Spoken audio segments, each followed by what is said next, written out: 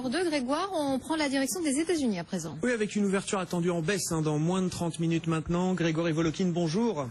Bonjour. Le président de Mescard Financial Services avec nous chaque après-midi en duplex depuis New York. Grégory, oui, tendance légèrement négative. On a eu les inscriptions hebdomadaires au chômage. Bon, encore un chiffre qui ne suscite pas beaucoup de commentaires. Les inscriptions au chômage qui sont stables là d'une semaine sur l'autre. Oui, absolument. On est toujours nettement en dessous des 300 000, ce qui est peut-être un chiffre qui aurait une certaine signification, qui montrait qu'on remonte au niveau du taux de chômage. Donc non, c'est un chiffre qui est tout à fait en ligne avec les attentes. Alors, puisqu'on est en ligne avec les attentes là-dessus, qu'est-ce qu'on attend aujourd'hui, comme vous le disiez, le discours de Yellen, mais en fait, autant Mario Draghi a peut-être eu des éléments intéressants qui auraient pu aider un peu les marchés. Malheureusement, ça n'a pas bien marché. Yellen, on voit vraiment pas qu'est-ce qu'elle peut dire.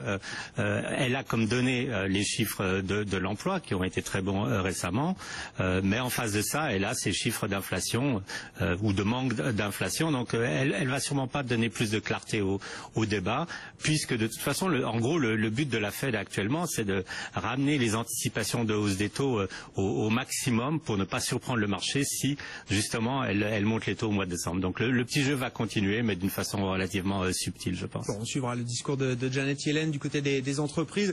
On s'intéresse à Apple à nouveau aujourd'hui, là, qui progresse encore dans les moyens de paiement sur mobile. Oui, alors ils sont en discussion avec des grandes banques américaines pour faire un système de paiement de particulier à particulier, un peu basé sur le modèle de PayPal.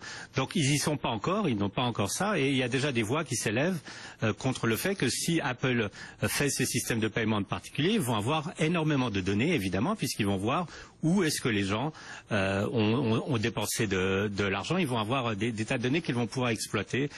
Donc on n'est pas encore arrivé à quoi que ce soit de tangible de ce côté-là, mais c'est clair que les paiements en particulier, c'est un système qui est appelé encore à croître énormément ces prochaines années.